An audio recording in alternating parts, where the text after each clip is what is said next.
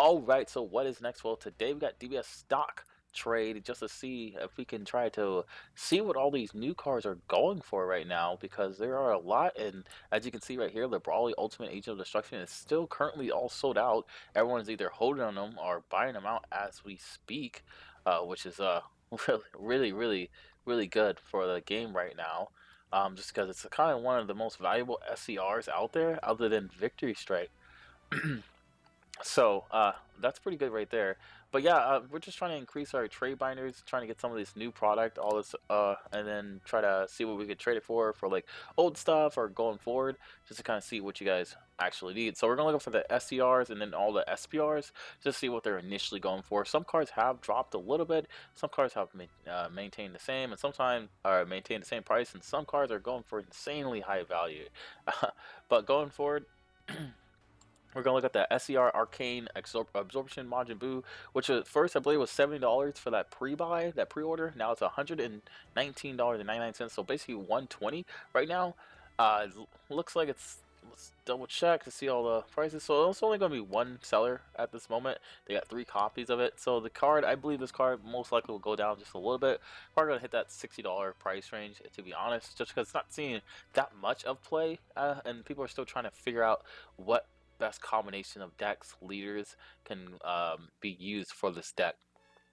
I still, in my personal opinion, I still believe it's a really good SCR, but maybe not for the competitive scene as of late. Going into the SPRs, we got the Brawly, the one of the most hyped up cards out there, the Brawlies. We got their OG one though, the Brawly Supreme Berserker. This card is really good in the OG Brawly deck, so definitely try to fit them in there if you already are messing around with one of those. You got just one just standing by that you kind of just wanted to bring back out, but you're just waiting for the right support cards again. Well, this guy right here is definitely the right support cards, but for the SBR version, you are paying a nice little price tag on there for $29.99, or excuse me, $29.98. Essentially $30 for this guy. We're gonna see who's selling right now. There's not gonna be too many sellers, just because people are still opening boxes from the pre-release and things like that. We still haven't had an official release yet, so I think once the market gets saturated with all these cards, the prices will fluctuate. Once competitive play starts going on and people start seeing what people are playing, the prices will definitely fluctuate after that too. So I definitely see this card going down just a little bit more, probably around like $15-$20 range, just because like OG Brawler is good. Don't get me wrong, but this card won't be played in like the meta deck Brawler decks that will be coming out going forward. Because you do, I believe, you need an OG Brawley to play it. So like the black one and the green one. I think those are the only ones out there right now. Going into the other SPR, we got the Sun Goku The Adventure Begins. This one's $27.95, so $28 for this card. I definitely see this guy going down.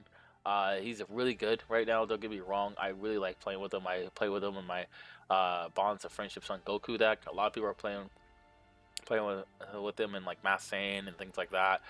Dark Power Mass Saiyan. A lot of other black leaders, even Shinron, just because it utilizes the Dragon Ball so well, the 4-star ball. But I don't really see it holding this kind of price tag. Maybe about 10 to 15, to be honest. But I could be totally wrong. Someone might surprise me, and this card is going to hold its value. But definitely not $28 going forward. We just look at the listings for this one. So we got the same kind of listings right now, about 5 or 6 or so. So maybe I'll be wrong. I don't know. Then we're going to Golden Frieza and Domino Emperor. This card is really good. Once you get him out, it's really hard to get around him if you don't have the card to do it. If your leader card doesn't KO or it's strong, it gets that little 5k bump to kind of take him out. Because a lot of people, they don't tack with this guy when they bring him out. They just let him stand there, so you can't get over him. So you have to forcefully either just stall you out or things like that, because they're not gonna like if you attack their leader, they're gonna have to combo out, try to get their pieces, or they're just gonna try to like I said, stall you out until they get like their 8 drop they can play, like the SCR 8 drop they can play later on. But like if that's the case, then you can kind of just keep attacking our leader, put a lot of pressure on our leader, still do double strikes on our leader. Just because you can't play any battle cards doesn't mean you can't take their life, basically. But it's $29.95 for this guy, $30 basically. Would he hold his value? Potentially, yeah, sure. Maybe about 20-25 if anything, in my personal opinion. But not $30. I just don't. The deck is still. It's still in potential phase, still in like the egg phase of everything. It hasn't really evolved yet to anything big, but give it a couple months or so, this card might be big. I'm not too sure though. But looking at the Gogetas, one of the higher SPRs out of the set because this Gogeta build is pretty gross. It's pretty good. $35 basically for this guy right here, and that's well respected because once you bring him out, if your opponent has no battle cards, then you take you inflict 2 life to them. They go straight to the drop. Like they don't add it to their hand or anything like that. It goes straight to the drop, and this card can KO your entire field. He's better than a Topo because he doesn't have to KO the card. He just literally attacks and it goes right back to active mode if he attacks a battle card. That's really good right there. He doesn't have, or he still has double strike, so he's still inflicting that damage. And then he simple evolve over a Gogeta card, a cost of 6, which is really funny because you play that Gogeta card, you draw 2 cards, and you play this guy on top of it, and you discard 2 cards. So you're always going to have that choose 2 red cards from your hand and place to the drop area. And it's like, because you just need 2 red cards, but you're always going to have the 2 cards. This guy has well earned that $35 price tag. His guy definitely, like the other Gogeta from the Miraculous Survival, is most likely going to hold his $30 value. Potentially could go up if No Escape Goku becomes a little popular because this No Escape Goku kind of kills the deck. Not completely, but it does slow it down significantly enough for you to get your combos off and beat him before he drops this guy. So then we're looking at Janemba Angel of Destruction. This card, I definitely see it going down. It was $29, $30 the other day, and now it's $24, $25. Let's see how many listens are here right quick. There's a lot of listens right here. Everyone's trying to get that $25 price range because they know this card's going to go down. I picked one up the other day at the pre-release and I traded it instantly because some people really wanted to play it for the tournament and things like that. But I plan on picking a lot of these up. But I think they're going to go down maybe $5 to $15, maybe 10 if let's say $12 if it really anything, because like it's gonna top a tournament. Yeah, that's given. But like demon swords and like foil child wishes, or excuse me, child heart Janimbas and things like that. Those guys haven't changed any prices. They are actually been going down because they're so saturated in the market right now. So these guys are a little harder to pull. Now we found out that you only get 3 destruction rares per box, and you might not get the one you want, unfortunately. But there's five destruction rares, but there's 3 of them that are really good. You got the Janemba, you got the Vegeta one, and you got Lord Slug, in my personal opinion. So it's just like, it's like, even if you get like the worst ones, like the Android 13, which is not that bad to be honest, but like the Bojack card, which you might not be able to use, that's kind of situational. You'll still get at least one of those 3 cards. The Lord Slug, if you're playing Lord Slug, obviously, and then Vegeta or Janemba. So it's not gonna be too bad. And those cards are still up there. Vegeta, the Vegeta one, I think it's gonna be hot fire. That's definitely going to be a card to kind of look out for. But this one definitely will go down for sure. You can play it in any deck. Yeah, it's not really a restriction, but a lot of people are not going to be playing, or a lot of people are not going to be valuing it this high, I'm sure. Okay, then you got the SPR Super Shenron Ultimate Wishmaster. You probably will never see this card in play, but if someone does bring it out, like GG for them. Like that's pretty damn good. They got the game for sure if they're wasting or using 8 energy to bring him out. But I do see this SPR going down to like $10. To be honest, maybe a little lower than that in the future. But I wouldn't really think it's gonna hold that $20 range right there. Let's see how many people are selling it. So we got about a couple people here. Got 122.99 price tag. But yeah, $20 for that Super Shenron Ultimate Wishmaster right there. Then for the Brawly Limited Transcended, one of the better cards of the Brawly is gonna be $25.96 for this one, $25. I think it's just because a lot of people don't really. I'm surprised. Like a lot of people haven't really played with the Brawly deck. Like it's pretty good in my personal opinion. I haven't found too many ways to stop it, but they hurt themselves so much that like if you can get around like this one guy, like in a red deck, it's pretty easy to get around him. But like if you get around this one guy, then you can kind of attack their life and just go for game because once this guy's off the field, pretty much it's really hard for them to gain the support back because they can get the 6-drop back easily. Like, yeah, they can get the 6-pack back easy by playing their 3-cost extra card that needs to spark at 7, and you just pitch one of your energy and you can bring back a 6-drop Brawly or less, which is really cool. But that card basically doesn't get around barrier like this one does. So I kind of see this card holding its price tag about $20-$25, and once more people start playing it, it'll probably go up a little bit more too as well. Then we have Paragus Rampage Trigger. This one's 1890. I haven't seen too many people play it, but it does go really well in the Brawly deck. I think this one's gonna probably go down a little bit to like $15, but it's in a respectable price range right now. So $15-20 seems fair. Definitely, if you got this card, definitely start trading it, unless you're gonna be playing the deck, because it's gonna be a really good card to be for trade value.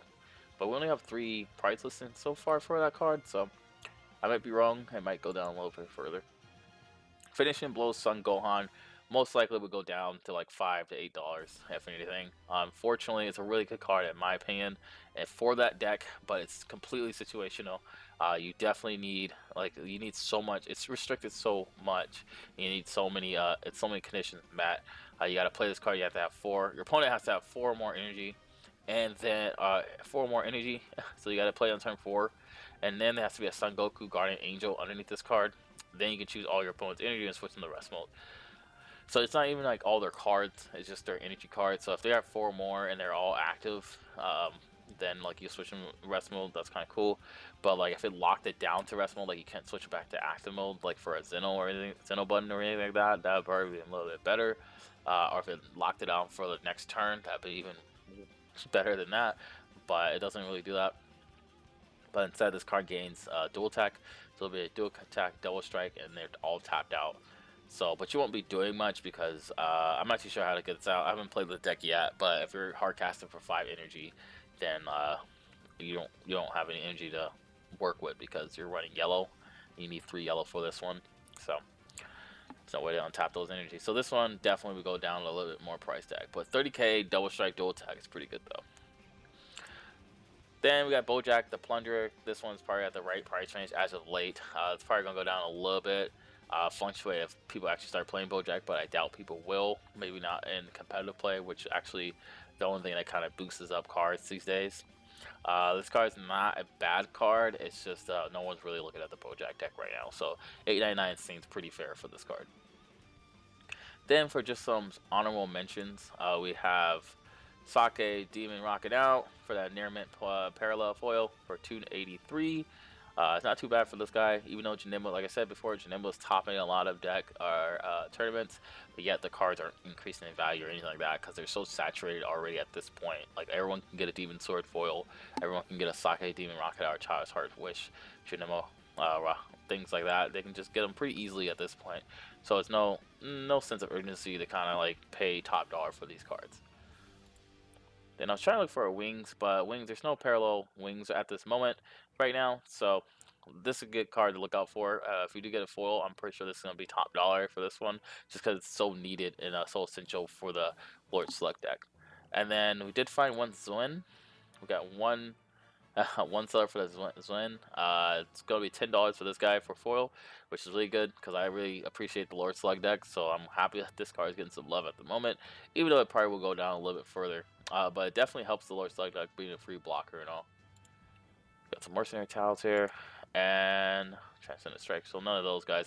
So there's not a lot of listings for these yet, just because people are still, like I said, haven't got their product yet. The market hasn't been saturated yet. There's only a few boxes open. But once the full release happens, a lot more people are going to be opening these boxes. They're going to have the product. The price is going to start fluctuate. Tournaments are going to be happening. Competitive play is going to increase and decrease prices of cards. So I've definitely weighed out on a lot of these cards yet, just to see how the game goes. But I mean, you can be wanting to pick up a couple cards and cards actually skyrocket higher. I've seen that happen. But then at the same time, they can fluctuate back down. So it'd be good to just kind of wait it out, in my personal opinion. But other than that, if you're new, please do subscribe. If you like the video, please do like the video. And if you have any other suggestions, cards that you believe they're going to be going up or going down, fluctuating price, things like that, please do comment down below. That way we can kind of discuss it and look at it for the next week. But right now, this is just the SBRs, and this is kind of honorable mentions, a couple full comments, which I preferably like more than anything. And obviously we're going to be looking at those secret rares because those secret rares are right now are crazy hype. So thank you guys for watching, and I hope to see you guys next time.